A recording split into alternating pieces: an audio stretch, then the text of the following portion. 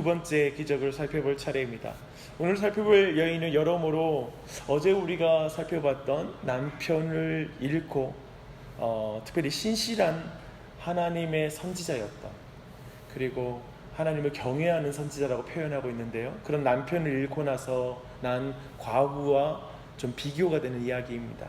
어제 살펴본 그 가정은 남편을 잃고 남편의 부재함 가운데, 경제적인 위기 가운데 굉장히 어려움을 당하고 있는 과부의 가정이었습니다.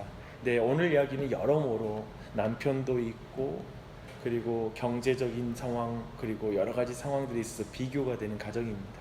어떤 차이점이 나는지, 그리고 그 안에서 발견하는 하나님의 은혜를 오늘 모두가 받았으면 좋겠습니다. 가장 먼저 우리는 이 수넴 여인을 가리키는 수식어에 대해서 주목할 필요가 있습니다. 즉 엘리사는 수넴에서 한 귀한 여인의 극진한 대접을 받았다라고 말하고 있습니다. 여기에서 이 귀한이라는 원어의 의미는 위대하다라는 말로도 번역이 되고 있습니다. 도대체 한 여인에게 다윗 왕을 말할 때 사용되는 위대한 왕이라고 표현할 때 하는 그 수식어가 어떻게 이 여인에게 붙어질까라는 질문을 가지고 어떤 점이 정말 귀하고 어떤 것이 정말 위대한 것인지 우리가 한번 살펴봤으면 좋겠습니다. 1차적으로 우리는 수넴 여인이 경제적으로 부유한 사람이라는 것을 여러 가지로 확인할 수가 있어요. 그래서 엘리사가 수넴을 지날 때마다 극진하게 그를 대접할 수 있을 정도로 경제적인 여유가 있는 것이죠. 더해서 선지자를 위해서 남편과 의논해서, 그리고 책상과 침상과 그리고 의자와 촛대가 완비된 방을 만들 정도로 그의 형편이 괜찮았습니다. 수넴 여인이 얼마나 부유한지에 대한 가장 적절한 표현은 13절에 나오는데요, 엘리사가 내가 너를 위해서 무엇을 하랴 라고 물었을 때 그녀는 나는 내 백성 중에 거하나이다 라고 표현하는데요, 두 번째 표현이 좀 우리에게는 와닿지 않지만 이 표현 자체는 부족함이 없다라는 수사학적인 그런 표현이라고 합니다. 한마디로 그녀는 유력한 집안의 귀부인입니다. 그런 의미에서 귀하다라는 표현을 썼을까, 귀부인이라는 의미에서 이 표현을 썼을까 했을 때, 아마도 우리는 하나님이 그렇게 경제적으로 좋다고 해서 귀하다라는 표현을 쓰지는 않을 것이다 라고 충분히 짐작할 수 있습니다. 우리는 이 수넴 여인이 하나님과 관계에서 귀하다고 할 만한 특징이 있다는 것을 오늘 본문에서 계속 확인할 수 있습니다. 9절을 보니까요, 그녀는 선지자 엘리사가 하나님의 거룩한 사람이라는 걸 알아보고 대접하는 거예요. 하나님의 거룩한 사람. 그리고 숙소를 따로 만들어서 엘리사에게 제공하죠. 이런 모든 것에서 나타나는 것은 지금 그 수넴 여인이 하나님을 거룩한 분으로 분명히 믿고 있다는 것이 이 안에 드러나고 있습니다. 매우 경건한 여인이에요. 첫 기적에서는 선지자 남편이 여호와를 경외하는 사람이었는데, 이 두 번째 기적에서는 이 아내인 이 여인이 하나님을 향한, 하나님을 경외하는 믿음을 가진 여인이라는 것이 잘 드러나고 있습니다. 그런데 하나님을 경외하는 여인을 성경은 지금 위대하다고 말하고 있고요, 귀하다라고 말하는 거예요. 그래서 성경이 말하는 위대한 사람은 거룩한 사람, 거룩한 하나님을 경외하는 사람이에요. 그리고 그 하나님을 의지하는 사람이에요. 그 사람이 위대한 사람인 것이죠. 우리는 이것을 분명히 확인하고, 사실 우리 자신이 얼마나 귀한 자가 되길 원하고 얼마나 하나님 앞에 큰 사람이 되길 원합니까? 그 사람은 하나님을 경외하는 사람입니다. 주님을 의지하는 사람인 줄 믿습니다. 그런데 이 수넴 여인에게 은혜가 임하는 이 모든 과정이 되게 특별하다는 것을 우리는 확인하게 됩니다. 엘리사가 이 여인의 믿음과 헌신을 보고 어떻게 여기에 보답해 줄 거라고 이렇게 생각을 해요. 그래서 13절을 보니까 내가 왕과 사령관에게 말해서 너를 도와줄 일이 없니? 라고 이렇게 물어봐요. 이게 좀 뜬금없죠? 야, 내가 정책에 좀 아는 사람 많다. 내 그쪽이 좀 부탁해서 좀 도와줄 일 없니? 라고 물어보는 거예요. 하지만 그 여인은 자신의 형편에 대해서 되게 만족할 줄 아는 여인이에요. 그래서 나는 내 백성 중에 거주하나이다 라는 이 표현은 내가 넉넉한 형편 가운데 있습니다 라는 표현이기도 하지만 내 안에 자족하는 표현이기도 해요. 그래서 특별하게 정치적으로 경제적으로 우리를 위협하는 사람 없어요. 그리고 사는 것도 크게 어렵지 않고요. 대단한 부자는 아닐지 모르지만 욕심 없이 배 골치 앓고 나누면서 살 정도 됩니다. 그저 감사하며 살고 있습니다. 마치 이렇게 표현하는 거죠. 오늘날에도 이렇게 표현하는 사람 되게 많아요. 네, 이렇게 표현하는데요.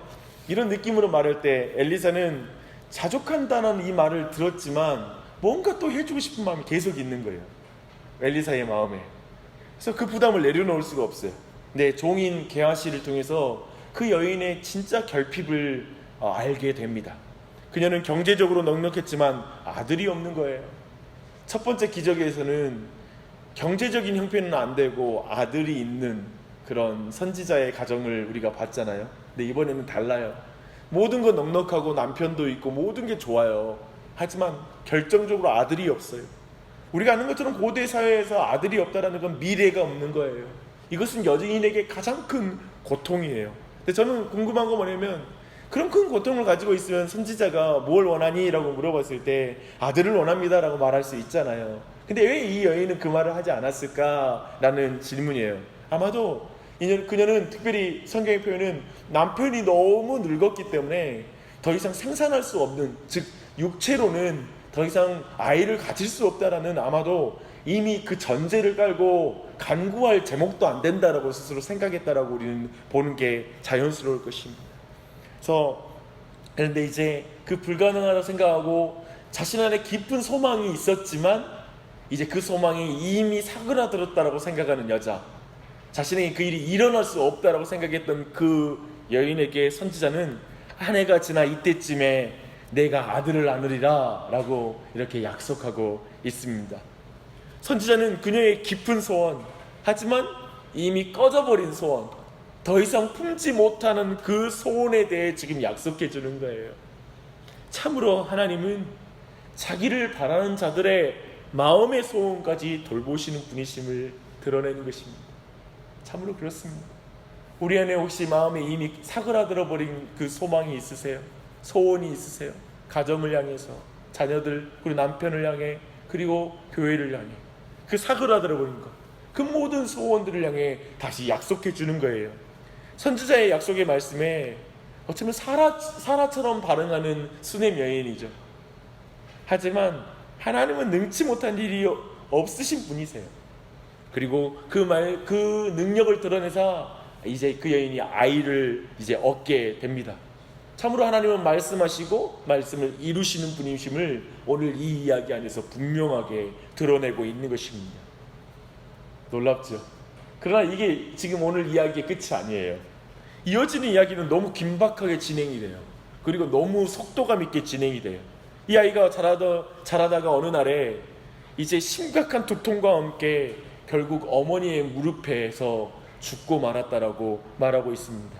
근데 이때 진짜 왜 이 여인을 귀한 여인이라고 부르는지 그 이유들이, 정말 그 장면이 우리 안에 펼쳐지기 시작합니다. 그녀는 이 상황에서 아들이 죽은 금지옥엽과 같은 그 아이가 죽고 나서 그가 낙심하거나 실망하는 모습이 보이지 않고 굉장히 침착하고 기민하게 움직이기 시작해요. 먼저 아이를 선지자의 침상에 누워요. 그리고 선지자에게 갈 차비를 막 서둘러요. 남편이 그녀의 행동을 좀 의아하잖아요.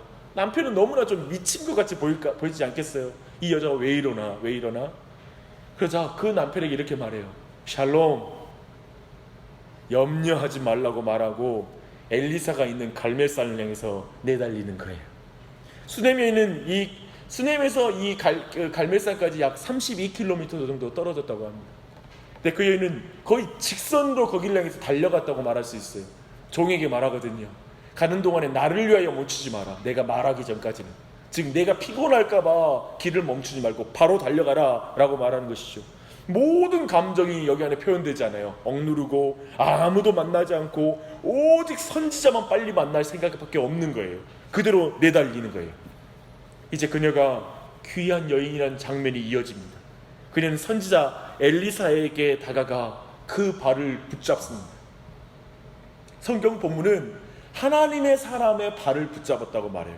계속 하나님의 사람이라고 말해요. 왜냐하면 지금 수넴 여인이 하나님을 의지했다라는 걸 부각시키려고 그러는 거예요. 이 여인은 하나님만 의지했다라는 걸 우리에게 보여주는 것입니다. 사실 여자가 이 당시에 선지자의 몸에 대는 것은 이스라엘 역사상 계속해서 여자가 남자의 몸에 손을 대는 것은 금지되어 있는 행동이죠.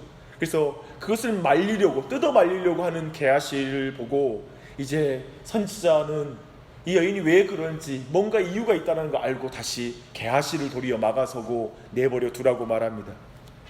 그리고 그녀의 아마도 절박하게 엘리사를 붙잡고 있는 그 여인은, 그 반응은 죽음 앞에서 인간이 할 수 있는 가장 믿음 있는 태도일 거예요.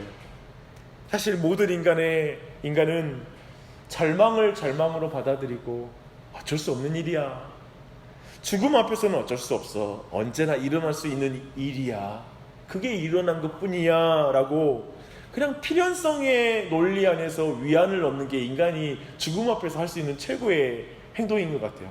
다 죽어. 그렇게 넘어가는 것이죠. 근데 이 여인은 지금 오직 하나님께 위로를 찾는 거예요. 인간은 죽으니까 어쩔 수 없어라는 이 인간사의 죽음을 당연하게 받아들이자는 위로가 아니라 하나님께 위로를 받으려고 하나님 앞에 붙잡고 있는 거예요. 저는 여기에서 그 여인에게 하나님이 죽음까지도 주관하시는 분이라는 걸 믿는 믿음이 있었다고 저는 믿습니다. 왜냐하면 저는 이 이야기 전체 스토리를 쭉 살펴보는데 계속해서 하나의 스토리가 기억이 나요. 지금 이 이야기가 창세기의 아브라함과 사라의 이야기를 그대로, 그 구조를 그대로 따라가고 있다는 느낌을 그대로 지울 수 없는 거예요. 불임 여성에게 아들을 약속하고 아들이 태어났는데 다시 그 아들을 하나님께 바치라고 하는 그 장면. 그러면서 신약에서 표현하는 것처럼 아브라함은 아들을 죽음 가운데서 다시 얻은 것이다, 그렇게 표현하죠. 근데 동일하게 지금 그 구조 아래서 이 모든 이야기가 진행이 되는 거예요. 그래서 엘리사가 아이를 이렇게 다시 살리는 모든 과정 안에는 사실 즉각적이지 않고 점진적이에요. 바로 이렇게 고쳐지는 게 아니라, 지팡이 놓고 고쳐지는 게 아니라 계속 좀 더 아이를 만나서 그 위에 올라가서 전신을 댔을 때에도 점점 몸이 따뜻했는데 바로 사라지진 않아요. 그러다가 결국에는 완전히 살아나게 됐죠. 저는 이 모든 과정이 하나하나마다 믿음을 만들고 믿음을 일으키는 과정으로서의 방식이다라고 생각합니다. 결국 죽었던 아들이 다시 살아납니다. 얼마나 놀랍고 감격스러운 일인지. 그녀는 여인으로서 겪을 수 있는 가장 큰 슬픔을 이달 경험했고 비탄의 시간을 가졌고요. 그리고 여인으로서 상상할 수 없는 기쁨을 경험합니다. 죽은 아들의 부활입니다. 부활. 어마어마한 역사이죠. 네, 이제 이야기를 마무리하겠습니다. 사실 이 이야기는 한번 성경의 기록이잖아요. 이 이야기가 이 당시 이스라엘 백성에게 어떤 영향을 주었을까요? 그리고 포로에 끌려갔던 이스라엘 백성에게 이 이야기는 어떤 감동이 되었을까요? 그리고 지금 이 시대를 살아가는 우리에게 이 이야기는 어떤 의미를 줄까요? 생각해 보십시오. 멸망을 앞둔 북이스라엘, 포로로 끌려간 북이스라엘 백성, 아마도 그들에게 어쩌면 이스라엘의 역사를 돌아보게 할 거예요. 하나님이 약속하여 아들을 만든 것처럼 하나님이 선택한 백성이었어요. 근데 그 선택한 백성이 죽음 가운데 내버려둔 듯한 비탄함 가운데 포로로 끌려가고 그리고 나라가 멸망하는 거예요. 그런 상황에 처했던 그 사람들, 그 비참한 가운데 붙잡혔을 사람들에게 이제 너희들이 의지할 분은 주님밖에 없다. 너희들이 의지할 분은 주님밖에 없다. 다른 정치적인 노력으로 너희 인생을 바꾸는 것이 아니다. 하나님만 의지해라. 하나님만 붙잡아라. 라고 하는 그 깊은 교훈을 주었을 것입니다. 우리 모두에게 동일하죠. 오직 부활의 능력을 가진 주님을 의지할 것을 요청하는 것입니다. 참으로 위대한 여인, 이 시대에 동일하게 우리에게도 위대한 믿음이 필요한데 우리 삶에서 다 꺼져버린 듯하고 정말 이제 내 안의 소원도 이제 이루어지지 않을 것 같은 그 모든 것들 상황, 절망적인 가정 안의 상황들, 영적인 상황들, 다 죽은 것 같은 상황 속에서도 잊지 말 건 하나님이 이 모든 것을 지금 돌보신다라는 그 믿음을 놓아서는 안 될 것이고 오직 하나님을 의지하여 기도하는 아침이 되어야 될 것입니다. 그리고 또한 죽은 듯해 보이는 그 상황, 하나님이 주셨다가 다시 빼앗아가는 듯한 상황들 속에서도 여전히 이 모든 것 가운데 부활케 하시고 새롭게 하시는 것은 주님밖에 없다라는 믿음 가운데 다시 기도하는 그 용기와 담력을 얻었으면 좋겠습니다. 그래서 끝까지 포기하지 않고 끝까지 주님을 의지함으로 하나님의 뜻이 우리 안에 이루어지도록, 부활의 능력, 하나님의 능력을 체험하는 내 일상이 되도록, 모든 관계가 되도록 이렇게 간구하는 이 아침이 되시기 바랍니다. 기도하겠습니다. 하나님 아버지, 이 아침에도 우리 모두를 불러주시고 열왕기하 4장에 있는 엘리사의 두 번째 기적을 살펴볼 수 있도록 은혜 주시니 감사합니다. 하나님, 모든 것을 가졌지만 정작 아들은 없었던 여인, 생각해보면 참 자족할 줄 아는 여인이었지만 자신의 깊은 내면의 소망은 이미 사라졌다라고 내려놨던 여인, 그랬지만 그래도 하나님을 경건한 마음으로 하나님을 바라봤던 여인, 어쩌면 이런 복잡한 마음이 우리의 삶에도 있을 것입니다. 하나님 너무 사랑해서 이 아침에 기도하러 나왔고, 그리고 하나님 너무 주님을 경외하기에 이 자리에 지금 나와왔지만 어쩌면 우리 안에 이젠 이건 아니야 라고 생각하는 부분, 이제 나는 이 부분은 회복이 안 될 거야, 이 관계는 회복되지 않을 거야, 이 영역만큼은 내 삶에 이제 기도할 제목도 아니야 라고 생각하고 있는 부분이 있지 않는지요. 주님, 그러한 부분들을 이 아침에 정말 이 부활의 능력, 그 부분까지도 돌보시고 약속하시고 고치시는 하나님의 뜻 가운데 일으키시고 회복시키시는 하나님을 바라봄으로 나아갈 수 있도록 도와주시고, 다시 기도해야 될 제목이 있다면 다시 그 기도 제목이 생각나게 해주시고, 다시 소망을 품고 주님의 은혜를 간구해야 될 것이 있다면 다시 그 소망을 내 안에 일으켜달라고 간구하며 나아가는 이 아침이 되게 해 주시옵소서. 하나님, 우리 각자 가운데 붙잡아 주셔서 주님, 정말 고통을 통과하고 부활의 은혜를 경험하게 해주신 것처럼 우리 주 예수 그리스도께서 죽지 아니하시고 우리를 구원하신 것이 아니라 그분이 내 죄를 위해서 죽음의 고통을 통과하시고 부활의 사건을 나타내신 것처럼 참으로 우리의 인생 가운데 모든 어려움과 환난과 고통 가운데에서도 여전히 부활의 소망이 넘치는 믿음이 되게 해주시고, 하나님을 의지하고 나아가게 해주시고, 이 부활의 능력을 우리의 인생에서도 경험할 수 있도록 붙잡아 주시옵소서. 우리 각자에게 이 아침에 기도할 때 한 사람 한 사람의 기도를 도와주시고, 성령님을 통하여 그 기도를 도와주시고, 간구할 때마다 성령께서 친히 그 마음에 소원을 두고 기도케 하여 주셔서 주님의 은혜를 경험하도록 은혜 베풀어 주시옵소서. 오늘도 주님께 모든 영광 돌립니다. 오늘 모든 하루의 일상 가운데 주님의 뜻을 이루어 주시고 주님의 나라가 임하기를 간절한 마음으로 간구합니다. 감사드리며 예수님의 이름 받들어 기도드립니다. 아멘.